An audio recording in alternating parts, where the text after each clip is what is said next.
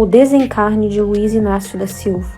Rádios, televisão, anunciando o desencarne repentino. Uma coisa muito súbita. Pessoal, Alexandre de Moraes ele fez ontem uma declaração que é uma confissão. Só que ele não percebeu que não temos outros juízes estrangeiros, com certeza nenhum outro juiz brasileiro, que tenha feito algo tão absurdo e tão claramente indefendível. Nunca tivemos. Encaminhando ordens de censura a escondidas do governo dos Estados Unidos e da justiça americana para ver se alguém ia bloquear conteúdo nos Estados Unidos sem questionar ele. Fala pessoal, sejam muito bem-vindos, o meu nome é Bruno, começando mais um giro de notícias, mas antes eu peço que você se inscreva no canal, deixe o seu like, compartilhe o vídeo e ajude esse conteúdo a chegar a mais pessoas. Bora para o vídeo!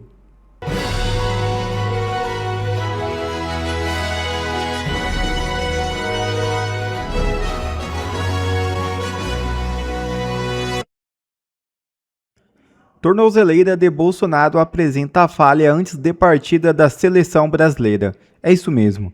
A tornozeleira eletrônica utilizada pelo ex-presidente Bolsonaro, que cumpre prisão domiciliar, registrou a interrupção temporária de sinal no dia 19 de junho, poucas horas antes da partida entre Brasil e Haiti, pela Copa do Mundo de Futebol. De acordo com um relatório semanal encaminhado ao Supremo Tribunal Federal, a Central de Monitoramento identificou uma perda de comunicação com o equipamento às 18h57 e emitiu um alerta automático sobre a ocorrência. Logo após a notificação, a equipe técnica orientou Bolsonaro a permanecer na área externa de sua residência em Brasília, até que o dispositivo voltasse a transmitir normalmente. A medida teve como objeto facilitar o restabelecimento da conexão com o sistema de monitoramento. Às 20h04 aproximadamente, 1h30 antes do início do jogo da seleção brasileira, uma equipe do Centro Integrado de Monitoramento Eletrônico compareceu ao imóvel para verificar o equipamento. A inspeção foi realizada por 2 policiais. Durante a análise, os agentes constataram que a tornozeleira não apresentava danos físicos. Após o restabelecimento do sinal, todos os registros de movimentação referentes ao período da instabilidade foram recuperados pelos profissionais. Segundo o relatório, não houve prejuízo ao cumprimento da medida cautelar. Morte repentina de Lula é anunciada por vidente. É isso mesmo. A famosa e polêmica Shaline, conhecida como a Vidente das Estrelas, fez uma previsão bombástica. Com mais de 19 milhões de seguidores no Instagram, Shaline anunciou: "Eu vejo rádios, televisões anunciando o desencarne repentino de Lula. Será uma coisa muito súbita." Veja o vídeo. Infelizmente, eu vejo o desencarne de Luiz Inácio da Silva. Eu não sei, gente, o que vai acontecer, mas eu vejo rádios, televisão, anunciando o desencarne repentino. Uma coisa muito súbita.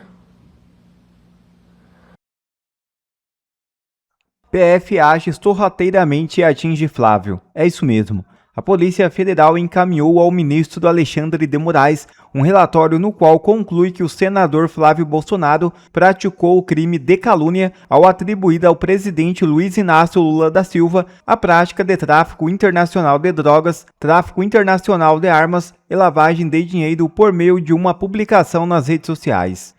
O documento aponta que a postagem foi realizada na plataforma X em 3 de janeiro, mesma data que ocorreu a captura e prisão de Nicolás Maduro, acusado pelos Estados Unidos de envolvimento com o tráfico de drogas. Na publicação, Flávio Bolsonaro afirmou que Lula seria delatado. Segundo a análise da Polícia Federal, a associação entre a imagem de Lula e a de Maduro, somada ao conteúdo do texto publicado, caracteriza a imputação direta de crimes ao presidente da República. Para os investigadores, não há dúvidas de que a mensagem atribui falsamente a Lula a prática de delitos previstos na legislação brasileira. É um absurdo. O Marco Rubio, secretário de Estado dos Estados Unidos e homem forte do Trump, mandou uma carta pessoal para o Flávio Bolsonaro. Essa carta revela duas coisas. A primeira está na cara, o tamanho do prestígio do Flávio Bolsonaro com o governo Trump, com o governo norte-americano, algo muitíssimo diferente do que Lula tem hoje em dia.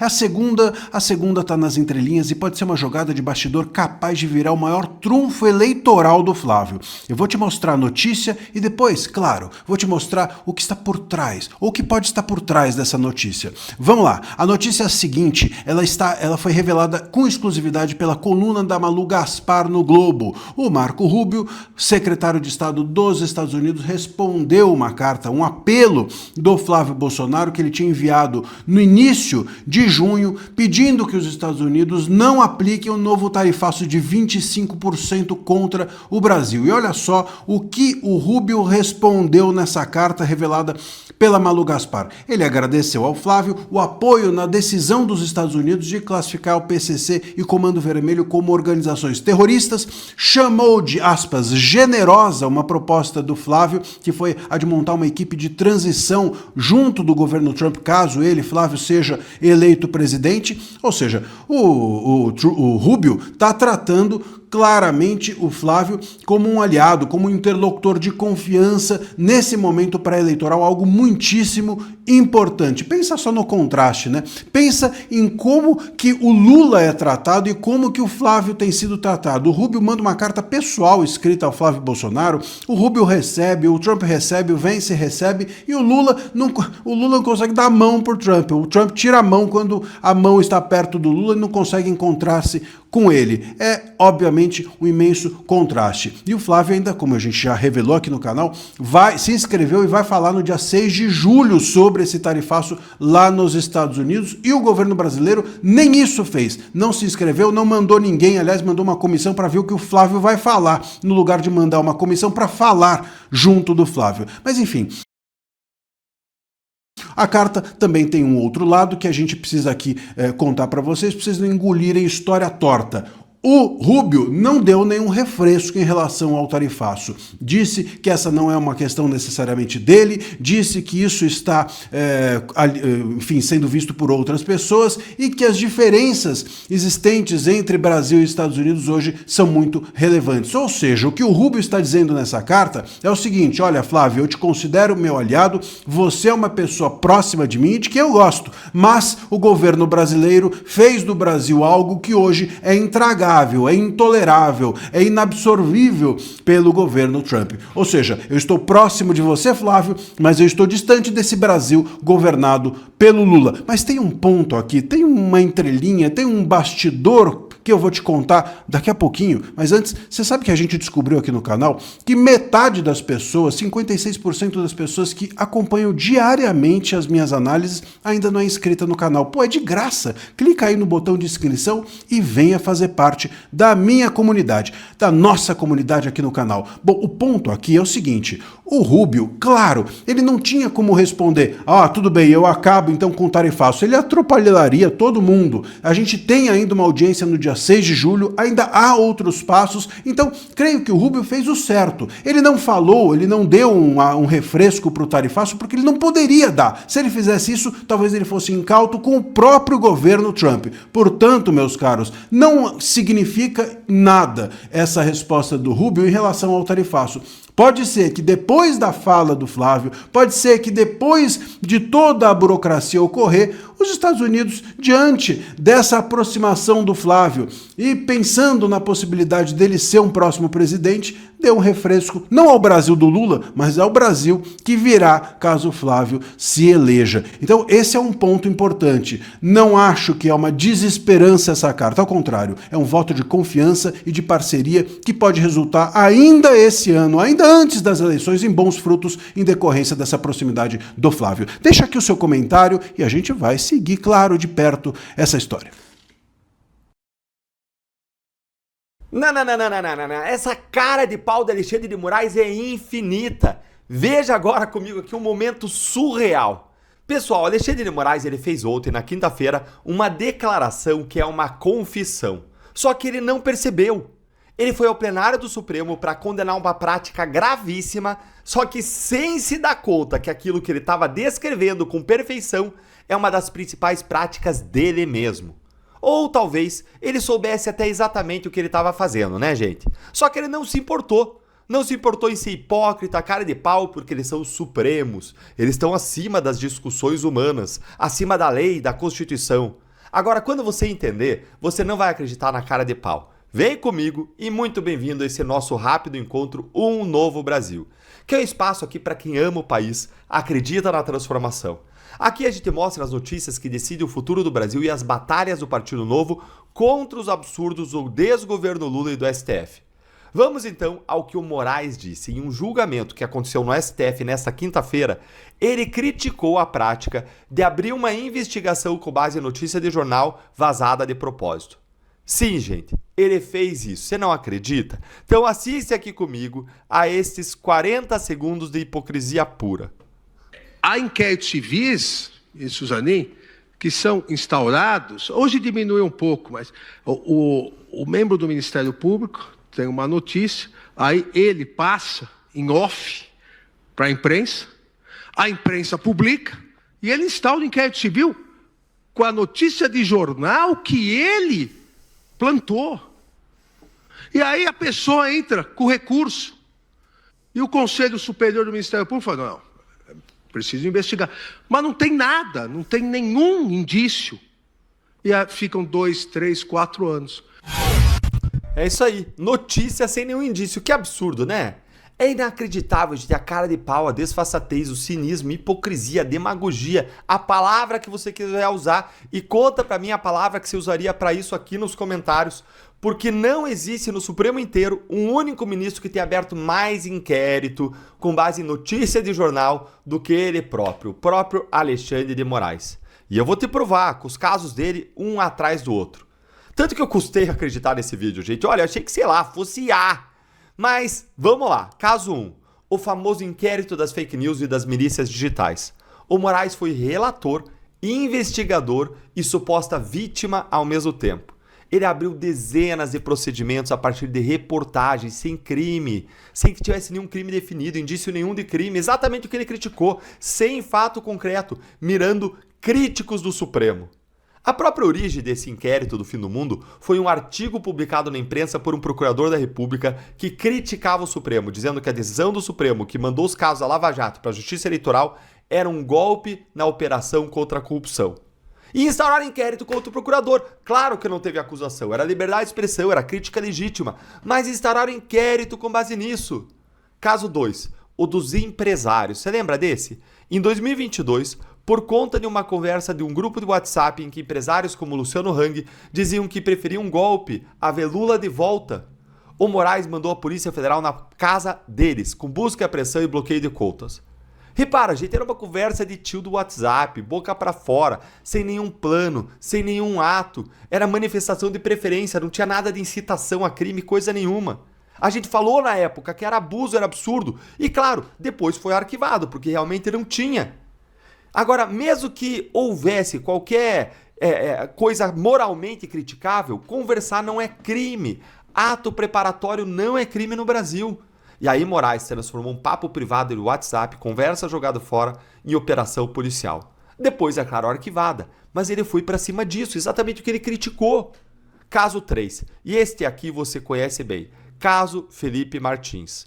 O Moraes ele decretou a prisão do Felipe, apoiado num suposto registro de uma viagem para os Estados Unidos, que os próprios Estados Unidos depois falaram que não aconteceu. Uma história que nasceu numa coluna de jornal do Guilherme Amado.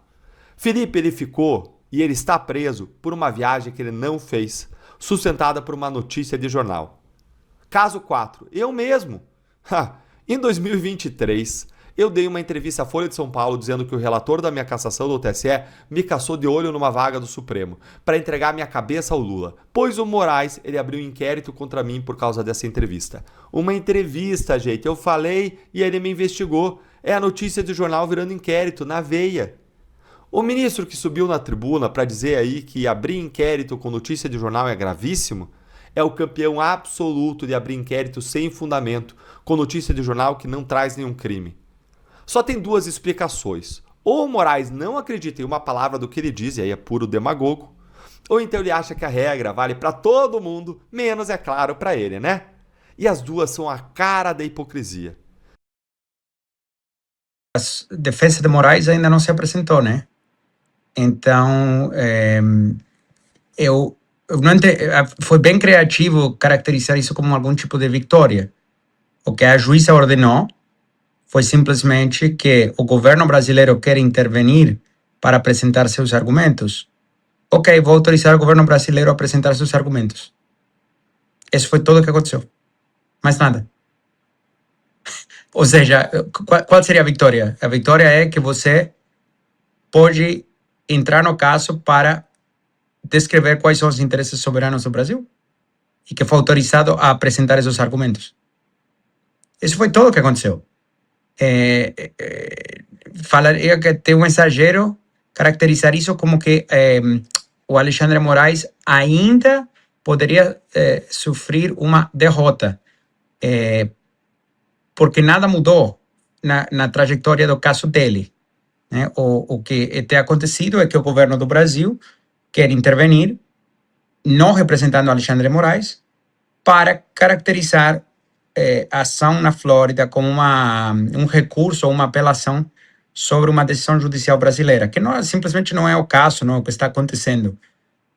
E a juíza, como era totalmente esperado, né, de nossa parte, seria extraordinário se a juíza tivesse negado a um Estado soberano a oportunidade de se expressar e apresentar seus argumentos. Então, para nós é totalmente dentro das expectativas que se o governo brasileiro quer se pronunciar, será ouvido. E isso foi tudo o que aconteceu.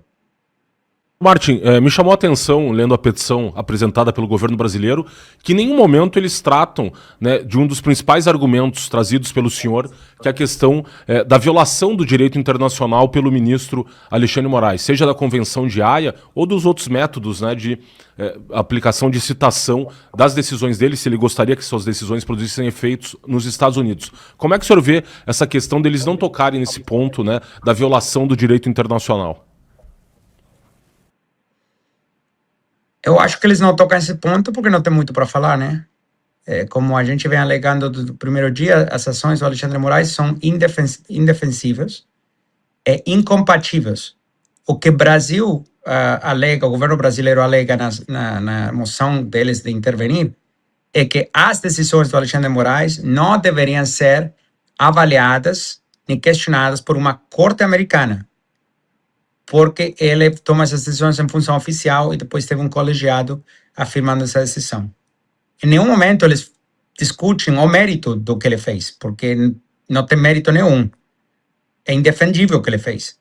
Assim como foi reconhecido pelo próprio governo brasileiro na carta do Ministério da Justiça, encaminhada ao Departamento de Justiça dos Estados Unidos, em final de maio do 2025. Né? Se você se lembra, acho que foi dia 7 de maio do 2025, o Departamento de Justiça encaminhou uma carta ao Alexandre Moraes e Alexandre Moraes ignorou, nunca respondeu, mas o Ministério da Justiça do Brasil respondeu. Seria bom vocês, eu não tenho essa carta aqui na minha frente, mas seria bom vocês se relembrar e relembrar todo mundo o que a carta do próprio Ministério da Justiça do Brasil falou em maio de 2025. Quando eles basicamente, estou resumindo, né, mas respondem falando que deve ter um erro de comunicação ou interpretação sobre esses mandados de censura encaminhados fora do processo jurídico para os Estados Unidos pelo ministro Alexandre Moraes e que nunca mais iria acontecer. Foi isso. Obviamente, nós lembramos que em julho de 2025, Alexandre Moraes fez isso novamente, encaminhando novos mandados de censura sigilosos a Rumble, os quais levaram a Rumble a suplementar a petição na Corte Federal na Flórida. Né? Então, se contrastamos o que a AGU escreve na moção para intervenir agora e os argumentos que ela faz, e as próprias palavras do governo brasileiro na carta do Ministério da Justiça do Brasil de maio de 2025, podemos ver um contraste muito interessante.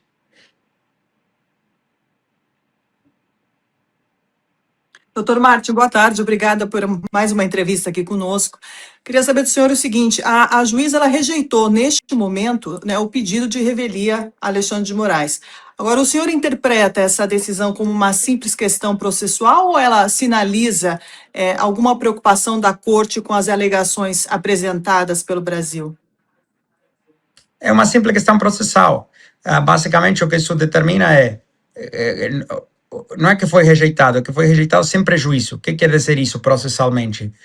Olha, tem uma nova parte no caso que eu concordo que deve ter a possibilidade de apresentar seus argumentos e ser ouvida, porém, não vou permitir a revelia até essa parte poder expressar os seus argumentos, porque seria como que alguém quer entrar num caso para expressar uma posição jurídica, a justiça concorda, a juíza concorda que essa parte deve estar permitida de apresentar seus argumentos e você vai julgar o caso antes essa parte apresentar seus argumentos. Então, a Justiça Federal nos Estados Unidos, processalmente, é totalmente normal deferir a decisão de revelia e da sentença à revelia, ou condena à revelia, até a nova parte poder apresentar seus argumentos, né?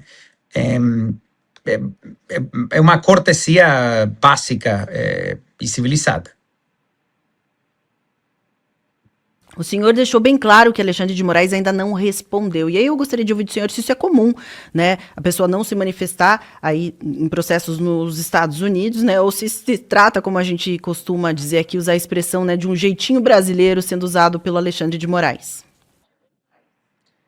Olha, nada nesse caso é comum, né? Não tem como falar de algo em comum nesse caso, porque não tem precedentes. O que Alexandre de Moraes fez com o caso do Rumble é sem precedentes. Eu falo sempre, e até agora ninguém tem me contrariado, que não temos outros juízes estrangeiros, com certeza nenhum outro juiz brasileiro, que tenha feito algo tão absurdo e tão claramente indefendível. Nunca tivemos. Encaminhando ordem de censura a escondidas do governo dos Estados Unidos e da justiça americana para ver se alguém ia bloquear conteúdo nos Estados Unidos sem questionar ele. Isso não é uma coisa que acontece, né? Então não temos precedentes. Agora, em relação a partes ficar em revelia, como eu não tenho estatísticas, mas acontece em todos os países, né? Isso é normal. Porque alguém vira foragido. Assim, é difícil especular as ações, mas o fato dele ficar em revelia, a minha opinião pessoal é que é porque não tem defesa. Literalmente, não tem, assim, em todo caso tem uma defesa, mas não tem uma boa defesa, não tem uma defesa acreditável. E como vocês podem observar, em 18 meses, até agora, ele nunca explicou por que ele fez o que ele fez, ou como que ele fez está justificado baixo a lei. Nunca teve essa explicação, porque não existe. Ele perderia mais credibilidade tentando explicar o que ele fez, que simplesmente guardando silêncio. Obrigado a você que assistiu esse vídeo até aqui. Deixe o seu comentário e não se esqueça de se inscrever no canal e deixar o seu like. Até a próxima!